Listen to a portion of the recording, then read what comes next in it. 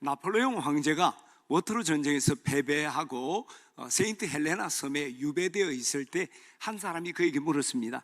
황제님, 당신의 인생에서 가장 감격스럽고 행복했던 순간이 언제입니까? 그때 나폴레옹이 잠시 생각하다가 이야기를 합니다. 전쟁이 치열한 어느 주일 아침이었습니다. 나는 그때 쫄병이었지만 그 교회에 가서 철모를 벗고 정말 눈물로 하나님께 예배했습니다. 그 예배가 내 인생의 가장 감격스럽고 행복한 순간이었습니다. 그러나 어느 날부터 내가 예배에 빠지기 시작했고, 그로부터 내 인생은 내리막길로 곤두박질 치고 마침내 오늘 이 헬레나 섬에 내가 유배 생활을 하게 되었습니다. 나폴레옹은 고백하기를 그의 인생의 가장 행복하고 승리의 순간은 바로 하나님께 예배하는 순간이었고, 내가 지금 이 곤고한 가운데 처하는 것은 예배에 실패했기 때문이다 라고 고백하는 거죠. 여러분 인생의 가장 행복한 순간은 언제입니까? 여러분 지금 곤고하다면 그 곤고한 이유가 무엇이라고 생각합니까?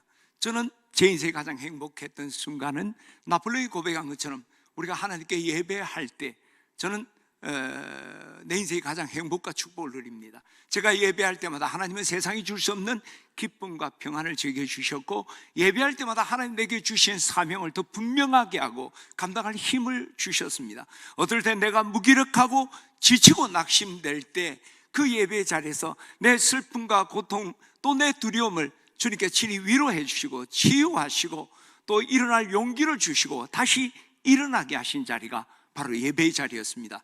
그러나 제가 예배를 소홀히 할 때 내 영도 육도 곤고해지는 것을 순간순간 경험하게 되었습니다.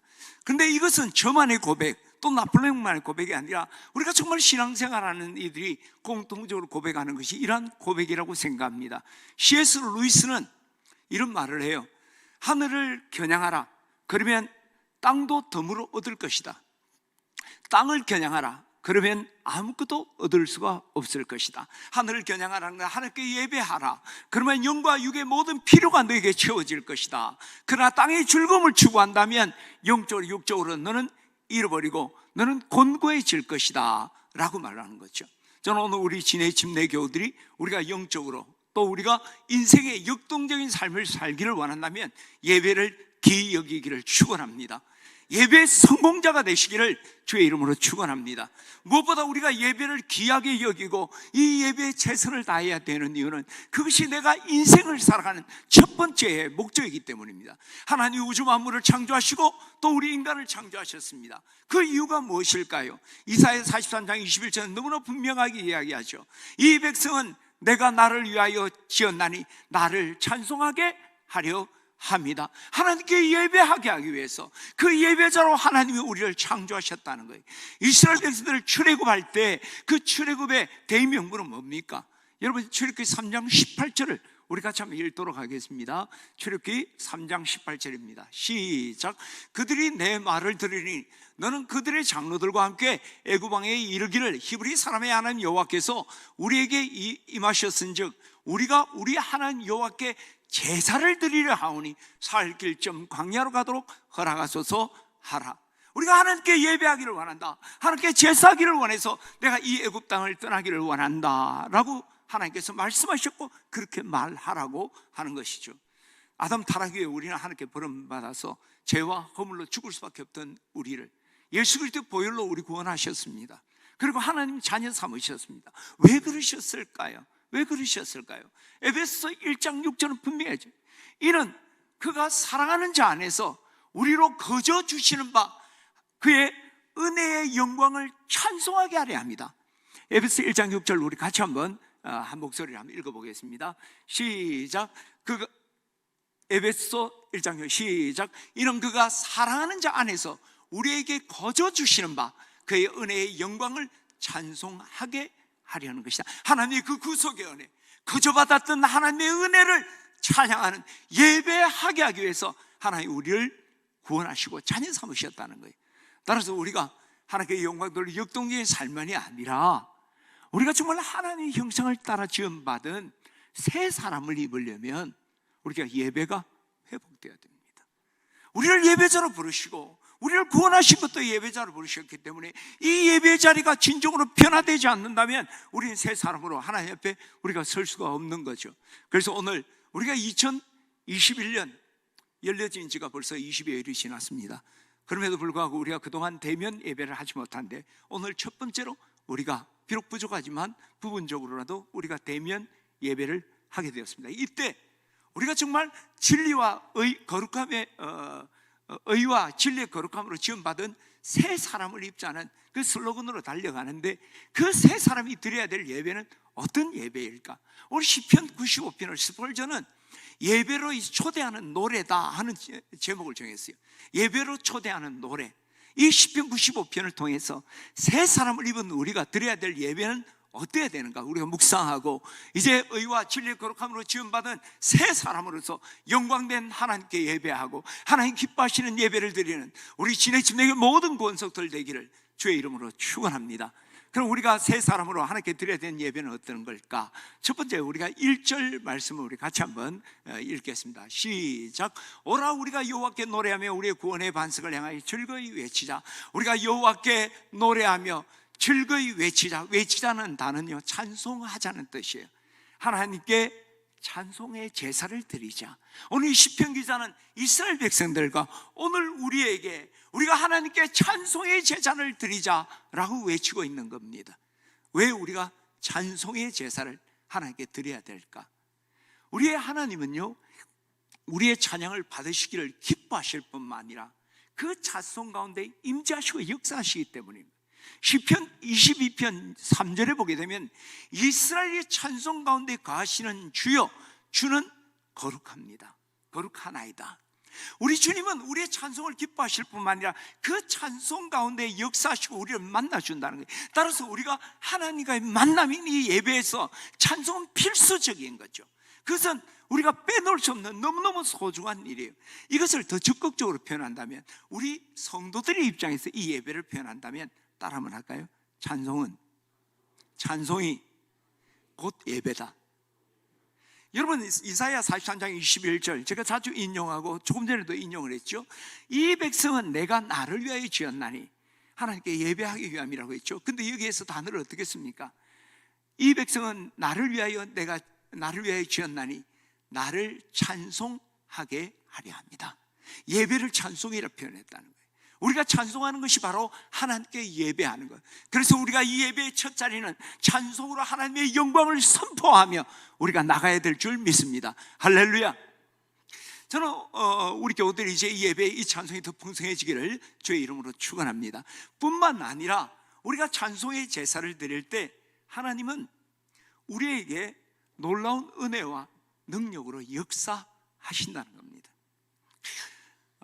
빌립보에서 바울과 실라가 복음을 전하는 가운데 점치는 귀신 들린 여자의 귀신을 쫓아요. 그러다 보니까 그것을 통해 돈을 벌던 주인들이 이 바울과 실라를 로마 당국에 고발을 합니다. 그래서 그가 이제 관리들에게 체포가 되니까 로마 당국은 감옥에 들어가기 전에 먼저 흠씬 두들겨 패는 거예요. 그래서 맞고 그 감옥에 투옥이 되는 거예요. 그 밤에 너무 고통스럽고, 또 그리고 이게 어떻게 일어난 사건입니까? 1차 전도여행 잘하다가 2차 전도여행 소아시아에 전도하는데 하나님께서 막으셨어요. 그리고 드로아에서 환상 보는데 마게도냐로 건너와 우리를 도우라. 그래서 그 마게도의 첫 성인 빌립보에서 자주장사 루디아 전도하고 귀신 쫓고 감옥에 온 거예요. 이거 정말 기가 막힌 일 아니에요. 하나님, 전도하려면 화끈하게 전도하든지 유럽까지 불러서 이건 무슨 일입니까? 그리고 실컷 얻어맞았으니까 얼마나 고통스러워요. 그러나 그 밤에 바울과 실라는 하나님께 기도하며 찬양을 하는 거예요. 놀라운 기적이 일어납니다. 큰 지진이 나고 옥토가 흔들리고 감옥의 모든 문이 열리고 메인 것이 벗어지는 역사가 일어나는 것이죠. 여러분, 찬송은 이런 놀라운 역사를 갖고 있습니다. 우리가 찬송할 때 우리를 올가매도 모든 올무가 풀려지고 막힌 담이 허물어지고 우리 앞에 닫힌 문들이 열려지는 역사가 일어날 줄 믿습니다. 할렐루야. 제가 어릴 때부터 오랫동안 우리 아버님 설교하면서 몇 가지 강조하는 내용이 있어요. 전도해라, 말씀 중심에 살아. 그 가운데요, 인생의 위기 만나면 찬송해라. 찬송 10번만 하면 막힌 문이 열릴 것이다. 그러면서 우리 아버님 18번이 나의 갈 길 다 가도록 예수 인도하시는 그 찬양이에요. 한 번은 어떤 집사님이 이제 전세를 살고 있는데 집주인이 나가라고 그래서 급하게 집을 구하는데, 요즘처럼 뭐 인터넷으로 막 찾을 수 있는 때가 아니니까 집을 하루 종일 구하지 못해. 해가 지려고 하는 거예요. 시간은 급하고, 집을 구한다고 그 다음날 이사 가지는 것도 아니잖아요. 또 계약한 며칠 시간도 있고 너무너무 힘들어하는 가운데 문득 목사님 말씀이 생각나는 거예요. 위기를 만나면, 막힌 앞길이 막히면 찬송 10번만 불러라. 그래서 뭐 어째도 안 되는 거 한 자리에 딱 앉아서 정말 찬송 384장이죠. 요즘은 옛날 434장이었죠. 찬송을 하는 거예요. 나의 갈 길 다가도록 예수 인도하시니, 내 주 안에 있는 그를 어찌 의심하리요. 믿음으로 사는 자는 하늘 위로 받겠네. 무슨 일을 만나든지 만사형통하리라. 무슨 일을 만나든지 만사형통하리라. 이걸 10번을 쭉 부른 거예요. 시키는 데란 거죠. 그리고 나서 다시 집을 찾는데 금방 집을 얻었다. 제가 어릴 때 정말 직접 간증을 들어, 강대상의 간증을 들어 지금까지 내가 기억을 하는 거예요. 여러분, 찬송은요, 우리의 막힌 담을 허물고 닫힌 문을 엽니다. 할렐루야! 인생의 문이 닫혀 있다면 여러분, 찬송의 제사를 드리기를 주의 이름으로 축원합니다. 더 놀라운 사실은 이 찬송은 우리 인생의 문을 여는 것만이 아니라 복음의 문도 연다는 거예요.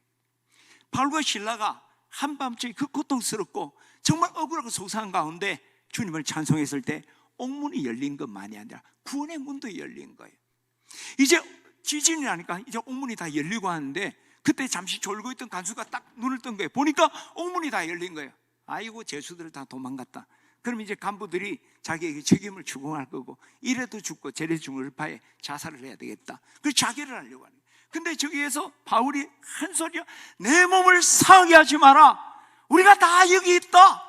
우리 도망 안 갔다. 뭐 치사하게 도망가고 한 거 아니다. 그 순간 너무 감격에 놀라서 이 간수가 바울과 실라 앞에 와서 엎드려 절하면서, 내가 어떻게 구원을 받을 수 있습니까? 그때 바울이 복음을 전해. 그때 바울이 복음을 그 간수에게 말하니까 온 가족에게 전하게 되는 거죠. 뭐 배경은 이제 과정이 이래 있는데 다 생략하고, 그래서 그 가족이 하나님 믿고 기뻐했다는 거예요. 여러분, 사도행전 16장 34절을 여러분 한번 보세요. 같이 한번 읽어볼까요? 시작. 그들을 데리고 자기 집에 올라가서 음식을 차려주어 그와 온 집안이 하나님 믿음으로 크게 기뻐하니라. 찬양은 인생의 문만 여는 게 아니라 영혼의 문을 여신다. 믿으시면 아멘. 이런 놀라운 역사인데, 실제로 찬양 때문에 주님 만난 역사들이 얼마나 많습니까? 이처럼 이 찬양은 우리 인생의 놀라운 일. 그래서 아이들이 어릴 때 부를 때 어떤 찬송을 부르세요, 찬송을 부르세요, 놀라운 일이 생깁니다. 찬송 부르세요. 한번 해볼까요? 시작. 찬송을 부르세요, 찬송을 부르세요, 놀라운 일이 생깁니다. 찬송 부르세요. 할렐루야! 우리의 반주자들은요, 천재들이에요. 천재. 반주 키도 안 맞고 한데 막 그냥 키를 딱 맞춰가 들어오잖아요. 그죠? 할렐루야. 박수 한번 칩시다. 다시 원점으로 돌아. 그런데 우리가 이런 찬송을 부를 때마다 하나님의 놀라운 역사와 능력을 우리가 경험을 하는데, 그런데 안 그럴 때도 많다는 거예요. 찬송을 부르면 놀라운 일이 생기는데, 내 찬송 주구장창 그렇게 불렀는데, 내가 성가대 20살부터 내가 한갑이 될 때까지 찬양을 했는데, 아이고, 인생에 어려운 일도 많더라. 안 그래요? 왜 그럴까? 여러분, 우리가 이 찬송하는 자세의 문제입니다. 우리가 찬송에 놀라운 능력이 있는 것 분명해요. 그러나 하나님 받으시는 찬송, 온 마음 다의 찬송. 돈 고셋이라는 목사님인데 전 세계적으로 찬양사역을 하는 목사님입니다. 그 고셋 목사님이 그 찬양사역을 하게 된 이유가 그의 아내 조이 사모님 때문에. 조이 사모님 목사님 딸이었어요. 어릴 때부터 교회에서 반주하고 찬양사역을 했던 사람이에요. 근데 늘 사탄이 짓눌려 살아가는 거예요. 사탄이 그에게 늘 속삭이네. 너 21살까지밖에 못 살아. 그래서 신경안전지를 복용하고 늘 두려움과 공포 속에 살아가는 거예요. 눈물로 살아가는 거예요. 너무너무 견딜 수가 없어. 그래서 어느 날은 하나님 앞에 나와서 단판을 짓는 거예요. 하나님, 내가 일평생 목사의 딸로 교회 안에서 신앙생활하는데 내가 사탄이 너무 짓눌려서 신경안정제를 먹고 눈물과 고통에 살아갑니다. 살려주십시오. 그때 성령이 그에게 감동하는 것이 하나님을 찬양해라. 그때 조이가 이야기해요. 나는 평생 찬양했어요. 어릴 때부터 반주하고 찬양을 했는데 무엇을 찬양하랍니까? 아니, 너가 정말 온 마음을 다해, 단 한 번이라도 온 마음을 다해서 여호와를 찬양해봐라. 그리고 생각해 보니까 오랫동안 찬양 사역을 했지만 매너리즘에 빠져 있고 형식적인 찬양을 한 거예요. 마음을 다해 찬양하지 못했다는 게. 그때 회개하고 정말 반주하고 찬양할 때 온 마음 정성을 다해서 하는 찬양. 그 순간 그를 짓누르고 있던 어둠과 더러운 세력이 다 사라지는 역사가 나타났다. 할렐루야. 여러분, 정말 하나님의 놀라운 찬양의 능력과 은혜를 경험하려고 한다면 우리가 찬양할 때 정말 온 마음 다해 찬양을 해야 돼. 오늘 본문에, 그죠? 오라 우리가 여호와께 노래하며 우리의 구원의 반석을 향하여 즐거이 외치자 그랬잖아요. 외치자가 찬양하자는 뜻인데 그것을 더 정확하게 분석하면요, 그냥 찬양이 아니라 악기와 음성이, 소리가 합해서 찬양하는 거예요. 예? 오케스트라와 합창단이 함께 찬양하는 연주를 이야기하는 거예요. 근데 이것을 영적으로 우리 해석을 하면 단순히 악기와 음성이 합하는 것만이 아니라 우리의 영혼이 온 마음이 합주를 해서 하나님을 찬양하라. 그 찬양을 하나님이 받으시고 역사하신다. 할렐루야. 온 마음으로 주님을 찬양하기를 축원합니다. 여러분, 이 성악하는 사람들에게 중요한 것은요, 호흡이 중요하죠. 또 한 가지 중요한 것은 이 발성에 있어서 공명이라는 게 있죠. 공명하는 거. 스피커도 좋은 스피커와 나쁜 스피커가 뭐냐면은, 앞에 앉아요. 우리 박성갑 장로님 앞에 앉으셨는데 여기서는 시끄럽게 들리는 거야. 목사님이 좀 해 또 큰 소리 치나 시끄럽고, 저 뒤에는 안 들려요, 안 느낍니다. 좋은 스피커는 앞에 앉은 사람이나 뒤에 앉은 사람이 소리가 똑같이 들려요. 소리를 쫙 밀어낸다는 거예요.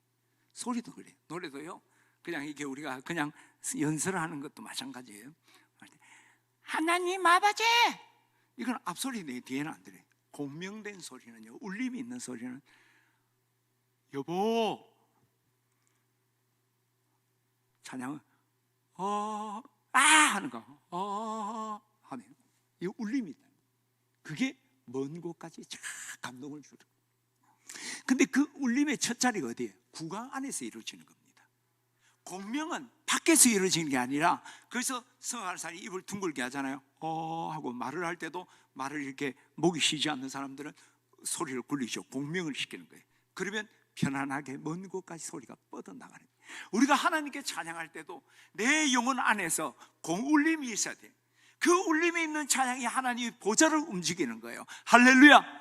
저는 이제 우리 하나님 앞에 찬양의 제사를 드려야 되는데, 그 찬양의 제사를 드릴 때 온 마음 다해 정말 전심으로 하나님을 찬양하기를 주의 이름으로 축원합니다. 두 번째로 우리가 하나님께 세 사람이 드려야 될 예배는 어떤 예배일까? 우리 1절, 2절을 같이 한번 다시 보겠습니다. 시작. 오라 우리가 여호와께 노래하며 우리의 구원의 반석을 향하여 즐거이 외치자. 우리가 감사함으로 그의 앞에 나가며 시를 지어 즐거이 그를 노래하자. 자, 여기서 끊임없이 즐거이 외치자, 즐거이 그를 노래하자 하잖아요. 자, 찬양하자 하면서 앞에 수식어가 반복되는 게 뭡니까? 즐거이. 즐거이라는 뜻은요, 외친다, 소리친다, 소리친다, 이런 뜻인데, 너무 주체할 수 없는 기쁨이 넘쳐서 그 소리를 말하는 거예요. 우리가 그냥 야호 하는 거 있잖아요. 와 하는 것과 같은 것이 즐거이란 단어예요. 이스라엘 백성이 무리바에서 목이 말라 죽을 것 같아. 물을 찾지 못해. 그때 모세의 지팡이로 무리바 반석을 탁 치니까 물이 탁 솟아났잖아요. 그때 그 반응이 성경에는 없어요. 어땠을까? 백성들이 이야 이게 즐거이라는 뜻이야. 즐거이 찬양하라. 오늘 시편 기자는 이스라엘 백성들과 우리에게 기쁨의 제사를 드리자. 우리 하나님께 예배할 때 기쁨의 제사, 정말 탄성을 치면서 큰 기쁨의 제사를 드려야 된다. 저는 오늘 우리 교우들이 예배 자리 늘 이런 기쁜 마음으로 주님 앞에 나가게 되기를 주의 이름으로 축원합니다. 왜 우리가 기쁨의 제사를 드려야 될까? 여러분, 성경의 예배를 혼인잔치에 비유합니다. 그 혼인잔치는 천국 혼인잔치의 예표예요. 그림자예요. 그러면 이 잔치의 모습은 어떨까요? 잔치는 기쁨이 있어야 되잖아요. 기쁨이 없는 잔치는 잔치가 아니죠. 그리고 그 잔치에서 우리는 뭐예요? 신랑 대신 예수님을 맞는 신부예요. 신부가 신랑을 맞이할 때 기쁨이 없다면 그럼 신랑은 어떻게 되겠어요? 그 결혼 생활은 좀 골치 아파질 것 같아요. 예배도 마찬가지입니다. 우리 신랑 대신 예수님 만난 이 예배 자리, 이 혼인잔치에 우리는 기쁜 마음으로 주님을 맞이하고 주님께 나가야 돼요. 저는 오늘 우리 진해 침례교우들이 하나님께 예배할 때마다 기쁨의 제사를 드리게 되기를 주의 이름으로 축원합니다. 근데 우리가 이 기쁨의 제사의 절정은요, 우리가 예배 자리에 나갈 때도 기쁨으로 가야 되지만 하나님의 예수님을 만난 후에 그 기쁨은 처음 주님 앞에 나갈 때와 비할 수 없을 만큼 크고 놀랍다는 거예요. 그리고 우리가 하나님께 나갈 때는 기쁨으로 나가야 합니다. 그러나 항상 그럴 수는 없잖아요. 그렇죠? 어떨 때는 지치고 절망 가운데 신음하고, 또 주님도 수고하고 무거운 짐진 자들아 오라 그랬잖아요. 그래서 우리가 지친 마음으로 정말 절망 가운데 하나님께 나올 때도 있어요. 근데 놀라운 것은 우리가 그 하나님 예수님 만나고 나면 이 예배 후에는 모두가 하나님 주신 참된 기쁨으로 충만하다는 거예요. 할렐루야. 어떤 미국에서 한 여행객이 한 마을을 여행을 하다가 주일이 됐어요. 예배를 해야 되는데 어느 교회에서 예배를 해야 될까? 교회도 잘 모르니까 마침 교통순경이 있어서 물어봤습니다.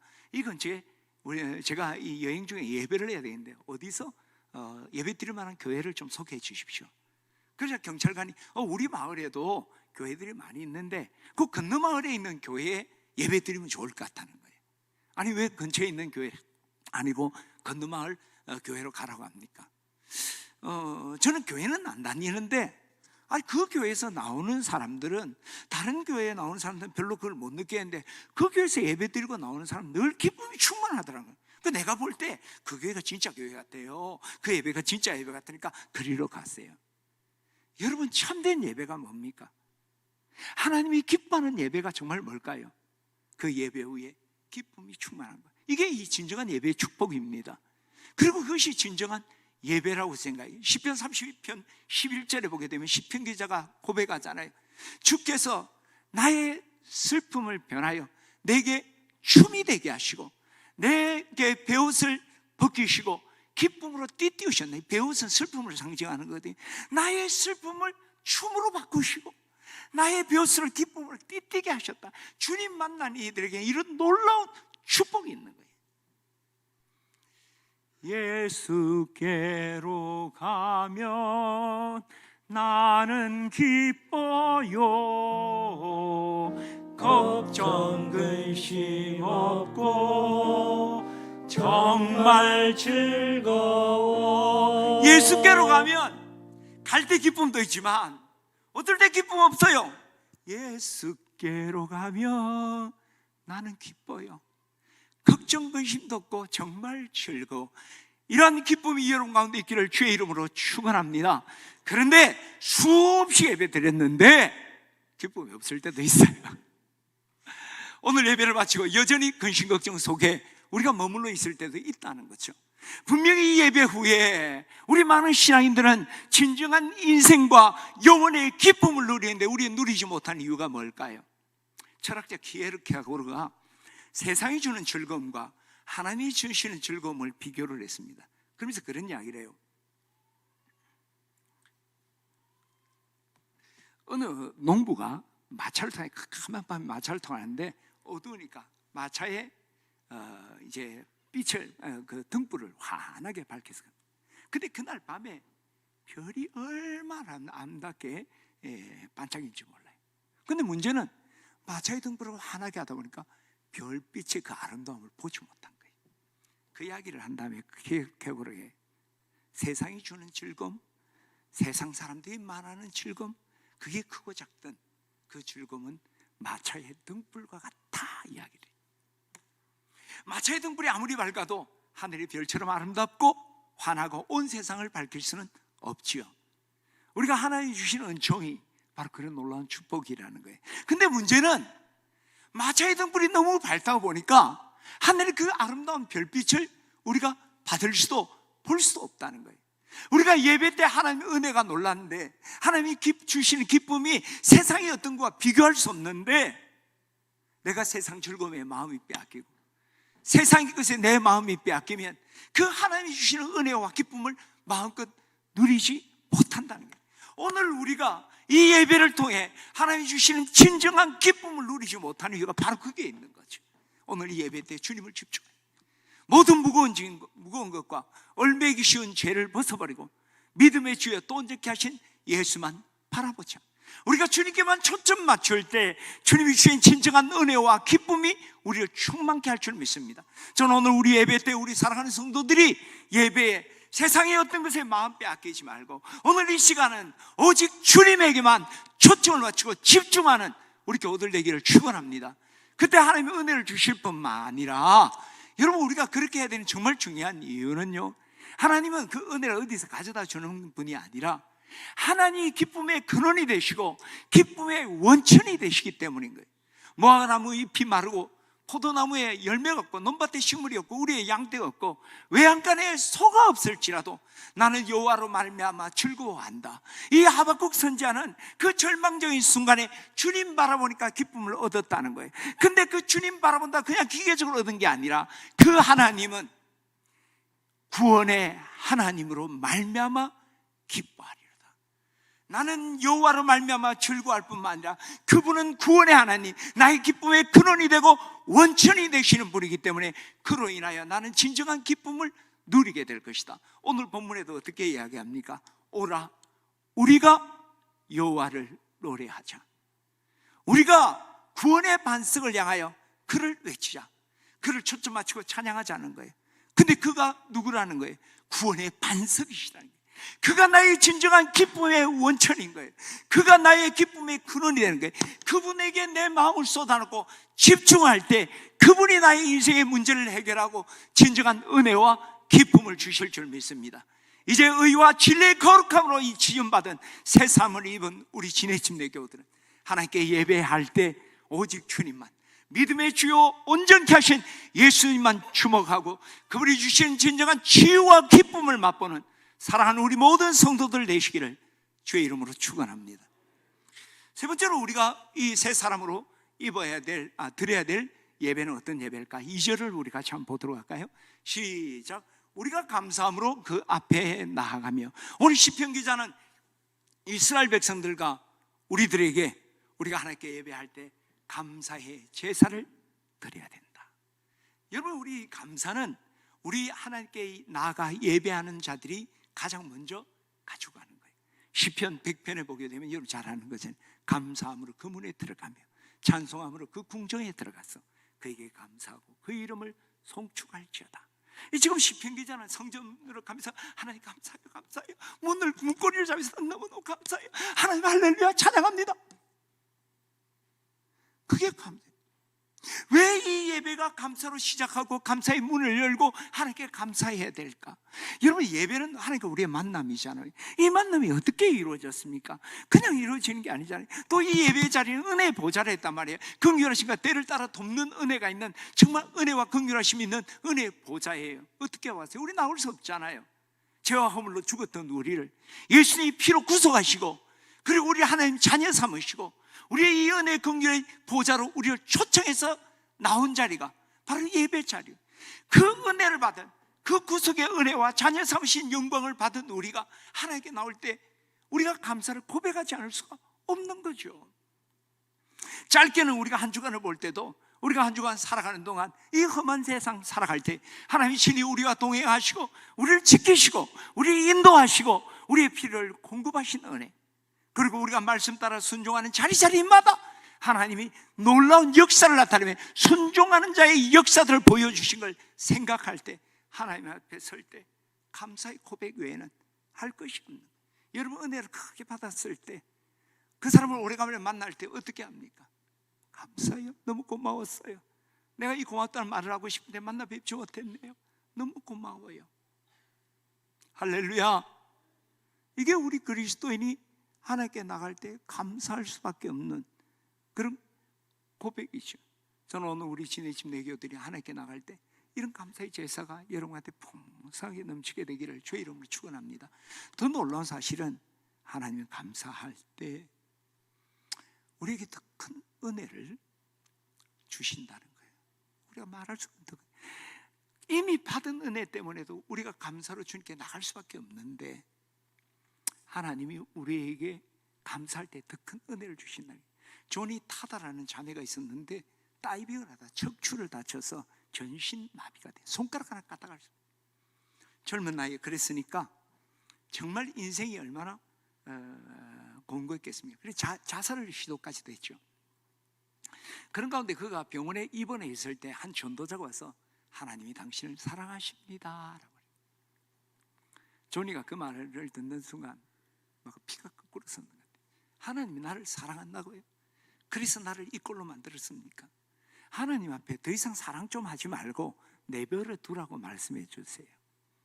거절했습니다. 그럼에도 불구하고 전도사는 끊임없이 계속 조니를 방문한 거예요. 그러자 조니의 마음 문이 점점 열리기 시작해요. 제가 그거를 읽으면서 우리가 전도는 바로 그런 것이구나. 복음을 한 번 전한다고 예수 믿겠다는 사람이 누가 있겠습니까? 어떨 땐 거절하고 모욕도 당해. 그럼에도 한 번, 두 번 계속 찾아갈 때 그 문이 열리는 거예요. 그 문이 열리는 걸 보면서 이 전도사가 이제 한 걸음 더 나가서 지금 너무 힘드시죠? 이 힘들 때 하나님께 감사해 보세요. 전에 같으면 난리 났죠. 근데 마음이 좀 열린 상태니까 지금은 할 수 없어요. 할 수 없을 때 한번 해보세요. 그래요. 그러면 내가 지금 감사할 수 없는데 억지로라도 감사 한번 해보겠습니다. 그래서 억지로 감사합니다. 감사합니다 고백을 하는데 하루가 지나고 이틀이 지났는데 마음에 진정한 감사가 넘치기 시작하는 거예요. 그 감사의 고백과 함께 그의 마음에 절망과 두려움이 희망과 기쁨으로 변하기 시작하는 거예요. 정말 하나님의 은혜를 누리게 되는 거예요. 그 순간 이제 이 조니가 내가 이 하나님의 은혜를 받았는데 내가 전신마비라 아무것도 할 수 없잖아요. 내가 하나님을 위해서 무엇을 할 수 있을까? 하나님께 정말 영광을 돌리고 싶은데 하는 가운데 그가 입에 펜을 물고 그림을 그려요. 구필화가가 되게 되는 거죠. 그러면서 그가 입으로 붓을 입에 물고 그림을 그리고 난 뒤에 항상 맨 밑에다가 서명을 하는데 사인을 하는데 PTL이라고 서명을 해요. Praise the Lord. 하나님을 찬양하라. 항상 그걸 써. 그래서 그거나로 하나님 영광을. 근데 그가 물고 그림을 그렸던 그 펜이 질레트 면도기 아닙니다. 질레트라는 회사의 제품이었어요. 그것을 사장이 그 소식을 듣고 이 조니를 평생 직원으로 채용을 한 거예요. 그리고 그것을 광고로 찍은 거예요. 자기 회사 펜을 가지고 그림을 그리고.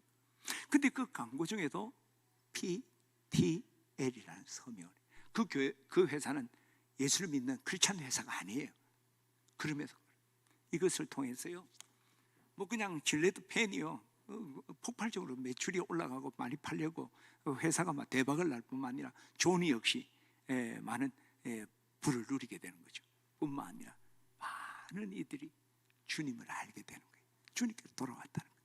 여러분, 한 사람의 감사, 그 한 사람의 감사의 고백이 그 한 개인만이 아니라 회사 수많은 영혼을 주님께로 인도했다는 거예요. 할렐루야. 얼마나 놀라운 일입니까? 우리가 이것이 바로 우리가 감사하는 자들에게 주시는 축복이라고 생각해요.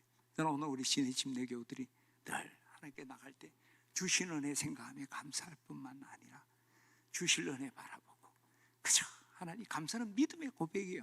과거를 향한 것만이 아니라 감사는 아무것도 염려하지 말고 오직 모든 일에 기도와 간구로 너희 구할 것을 감사함으로 하라 했잖아요. 문제가 해결이 안 된 거예요. 여전히 문제가 있는 거예요. 근데 감사라는 거잖아요. 믿고 감사할 때 신실하신 하나님이 우리에게 부어주시는 은혜가 우리에게 넘칠 줄 믿습니다. 이런 감사의 제사가 우리 온 교우들에게 넘치기를 주의 이름으로 축원합니다. 마지막으로 우리가 세 사람이 드려야 될 예배는 어떤 예배입니까? 오늘 본문 1절 2절을 다시 한번, 이제 지금쯤 되면 이제 다 암송해도 돼요. 오늘 예배 마치고 꼭 암송하세요. 시작. 오라 우리가 여호와께 노래하며 우리 구원의 반석을 향하여 즐거이 외치자.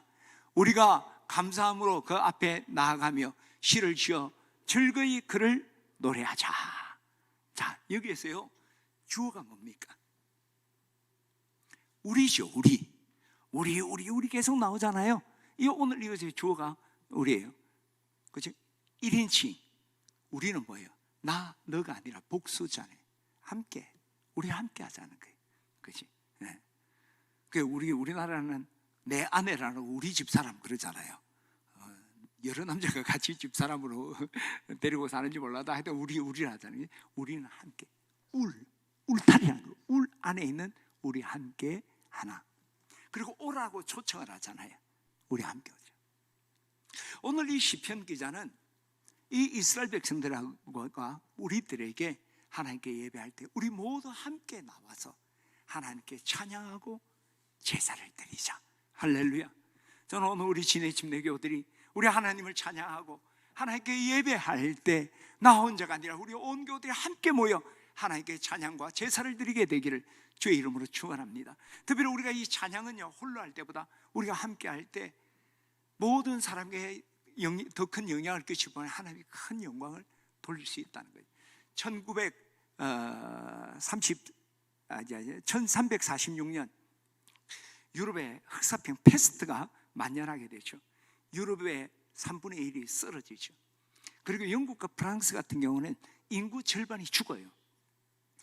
사실은 패스트가 뭐 코로나보다 더 힘이 세냐 아니야 그건 아닌데, 그 당시 1300년대 의술로는 그 정말 모든 사람들이 죽어가는 무서운 전염병이었죠. 그 전염병이 돌다 보니까 크리스마스 이브가 됐는데 런던 거리가 너무너무 조용한 거예요. 크리스마스 이브가 되면 유럽은 얼마나 축제 분위기잖아요. 옛날에 우리나라도 그랬어요. 크리스마스 되면 막 그냥 캐롤성이 나는데 요즘은 그런 게 잘 없어요. 왜냐하면 이 캐롤성이 저작권에 걸리기 때문에 음악을 함부로 못 들어요. 야구장에도 음악 함부로 못 들잖아요 요즘. 이제 그런 것도 있는데, 또 우리도 이번 크리스마스는 어째 정말 조용했습니다. 모두가 방콕에 여행을 가셔서 유튜브로 우리가 예배해야 되는 그런 지경이 돼요. 지금 이 흑사병 때문에 런던 거리가 그냥 지죽은 듯이 조용한 거예요. 근데 그때 한 젊은이가 거리에 나와서 기쁘다 구주 오셨네 만백성 맞으라 찬양을 한 거예요. 그러자 이 적막한 도시에서 그 찬양 소리 한 사람 소리지만 사람들에게 들려져요. 창문을 열고 보는 거예요. 그 다음에 한 사람이 이 찬양 대회에 참여. 한 사람의 찬양이 10명, 20명, 100명 장엄한 찬송. 그러자 런던을 확 누르고 있던 절망과 공포가 사라지고 거기에서 희망과 용기가 일어나기 시작한 거예요. 죽음이 앞다던 런던 시가지가 하나님이 예배하는 자리로 변화되기 시작한 거예요. 할렐루야. 오늘 우리가 함께 찬양할 때 이런 역사가 있습니다. 우리 안에 먼저 두려움과 절망들이 사라질 뿐만 아니라 그 안에 성령의 충만한 역사와 승리의 확신이 있고, 이것이 다른 사람에게 하나님께 큰 영광을 나타내는 것이 우리가 함께 찬양할 때 일어나는 역사인 줄 믿습니다. 여러분, 오늘 제가 설교하다가도 할렐루야 많이 하잖아요. 만났을 때도 할렐루야. 할렐루야 뜻이 뭡니까? 할랄루야흐예요. 할랄이 여호와를 찬양한다는 뜻입니다. 찬양하라. 루는 너희들이란 뜻이에요. 야훼, 너희들이 함께 하나님을 찬양하라. 할렐루야라는 게 이미 복수예요. 찬양은 홀로 하는 것이 아니라 할렐루야, 우리 모두 함께 우리 하나님을 찬양합시다. 저는 오늘 우리 진해 침례교들이 함께 주님을 찬양하는 그런 놀라운 은총과 그 고백이 넘치기를 주의 이름으로 축원합니다. 이건 찬양만이 아니라 예배도 동일합니다. 우리가 개인적으로 하나님과 1:1 골방에서 만난 예배도 너무너무 소중하지만 우리 교회들이 함께 모여 예배할 때 하나님은 더 기뻐하시고 영광 받으신다. 여러분, 성경에 보면 위대한 모임들 예배들을 쏘게 됩니다.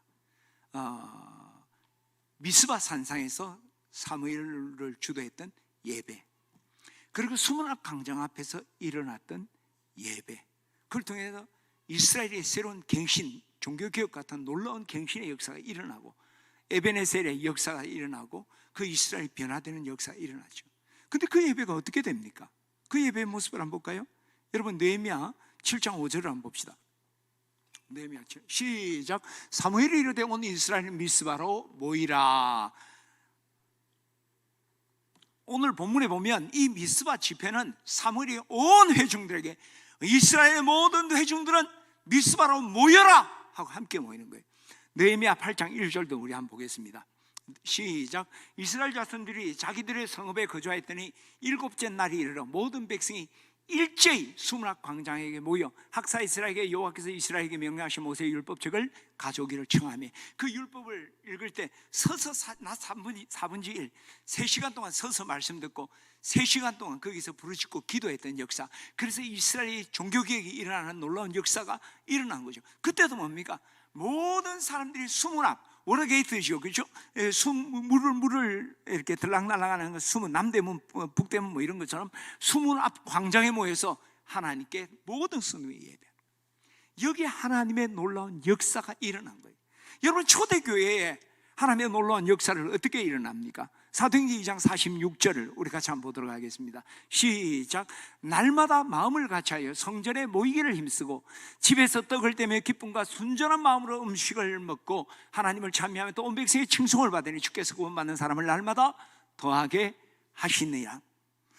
여러분 지금 이 초대교회는 날마다 성전에 모이기를, 공예배를 드렸다는 거예요. 우리가 지금 오늘 이 예배 드리는 것처럼 성전에서 예배 드리고 가정에서 떡을 뗐다는 거예요. 주의 만찬, 목장 모임을 가졌다는 거예요. 이들이 이 예배에, 그래서 그것을 통해 함께 진정한 하나님께 영광의 찬송을 드리고 사람들에게 칭찬받고, 교회의 가장 축복이 뭡니까? 수많은 영혼들이 주님 만나는 구령의 역사가 일어났더라. 언제 일어난 겁니까? 한 마음으로 모여서 함께 예배할 때 그 가운데 하나님이 역사하신 거예요. 두세 사람이 내 이름 모이는 곳에 나도 그들 중에 있느니라. 형제가 동거함이 어찌 그리 선하고 아름다운 거예요. 하나님은 우리 성도들이 함께 모여서 함께 예배하는 것을 기뻐하시고 그 가운데 더 놀라운 역사로 함께 하신다는 거예요. 물론 우리가 1:1 하나님과의 만남, 골방의 만남도 너무너무 소중해요. 그러나 우리가 이 은혜의 자리, 오늘 우리가 예배하는데 사랑하는 이들이 우리 곁에 없다면 얼마나 쓸쓸할까요? 특별히 그 예배에 참 목말라 했던 문제가 해결되어지고 하나님의 은혜를 받을 때는 그 사랑하는 사람 곁에 없는 것이 얼마나 아쉬울까요? 무엇보다 안타까워하는 건 누구일까요? 하나님이. 그분이 함께하는 거. 우리 어머니가 그랬어요. 저는 내가 한번 이야기했는데, 우리 어머니가요, 자 이제 어머니한테 찾아가 뵙는데 한꺼번에 왔다 한꺼번에 싹 사라지면 안 좋잖아요. 그래서 엄마, 우리는 첫째 주, 둘째는 둘째 주, 셋째는 셋째 주, 넷째는 그냥 한 명씩 오니까 일주일에 한 번씩 자식이 왔다 갔다 하는 거 좋지 않냐? 그 우리 어머니가 뭐라고 했을까요? 자주 오는 게 문제가 아니라 자식들이 함께 와 있는 거예요. 한 명씩 오면 어머니하고 1:1로 교제를 많이 해요. 자식들 같이 오면 어머니는 내버려 두고 우리끼리 이야기를 해요. 그런데 어머니는 그게 보기 좋은 거예요. 자식들이, 형제들이 함께 교제. 하나님 기쁨이 그게 있다는 거죠. 저는 오늘 우리 교우들이 우리가 함께 모이는 걸 즐거워해요. 하나님, 저도 이렇게 예배를 하다 보면 특히 뭐 이렇게 예배를 하는데 제가 시작 못하고 우물쭈물 할 때가 있어요. 언제냐면은 이게 이제 목회를 하다 보면 내가 일일이 확인하는 건 아닌데 이게 통밥이라는 게 있어요. 옛날에는 적중률 99%예요. 내가 확인은 안 하지만 느낌에 오늘 궁집사 교회 안 온 것 같은데 하면 거의 99% 맞아. 요즘은 확률이 확 떨어졌어. 다 마스크를 하고 있으니까 확인하는 건 아닌데 느낌이 있는 거예요. 왜냐하면 앉는 자리에 있고 그 사람의 뭔가 느낌과 향기가 있는 거예요. 그래서 그 사람이 왔는 걸 뭔가 모르게 느껴져요. 믿으세요. 정말 맞아요. 아니면 목회를 해보든가 그러면 증명할 수 있어요. 근데 그분이 예배를 지각하는 분이 있는데 안 오는 거야. 그럼 예배를 시작하는 게 참 우물쭈물해져요. 물론 그게 몇 초 상관이지만 분명히 그분이 오는데, 특히 새벽 같은 경우에는 우리가 멤버십이 딱 있잖아요. 그러니까 그분이 새벽에 안 빠진데 이게 올 때가 된다 안 오면요 굉장히 우물쭈물. 하나님이 한 영혼을 정말 눈동자같이 지키시는 하나님, 불꽃 같은 눈으로 살피시는 주님께서 그 영혼이 함께 모여있지 못할 때 얼마나 기다리실까. 근데 우리가 함께 모인다면, 그죠? 여러분, 우리 그리스도인의 최고의 소원이 뭡니까? 배우자와 함께 예배하는 거. 배우자가 신앙생활 안 하는 거야. 뭐 진급 안 해도 좋습니다. 돈 많이 안 벌어도 좋습니다. 집 안 사도 좋습니다. 신랑 구원받아서 같이 예수 믿었으면 좋겠습니다. 맞잖아요, 그죠? 근데 신랑이 예수 믿고 구원받았어요. 믿음도 좋아졌어요. 이제 나를 앞질러 가네. 그래서 교회 봉사를 너무 해요. 그러면 아내가 뭐라 하냐? 교회에서 살아라. 여러분, 우리가 함께 사랑하니 예배한다는 것, 하나님이 그 함께하는 것을 얼마나 기뻐하실까. 저는 오늘 우리 진해 침례교우들이 우리가 예배할 때 우리 사랑하는 이들과 함께 예배 자리 나가야 돼. 하나님 그걸 기뻐하십니다.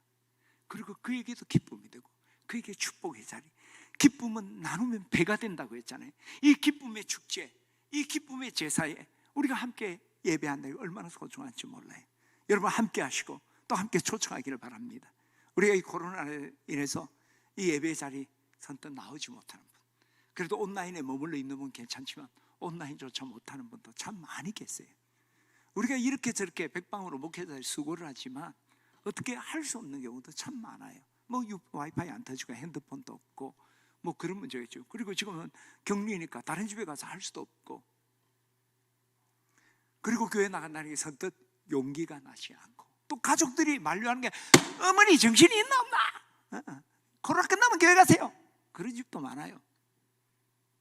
이때 우리가 신중함과 더불어 그분들을 권면하고 그분들을 격려해서 우리가 예배 자리에 나와 하나님 영광 돌린다면 내게도 기쁨, 그분에게도 하나님 영광 받는 참 예배가 되는 줄.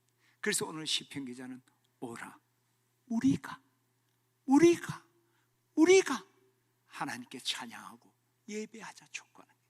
오늘 우리가 이런 함께 모여 예배하는 이 예배에 힘쓰고 우리가 권면하고 초청하는 우리 교우들 되시기를 주의 이름으로 축원합니다.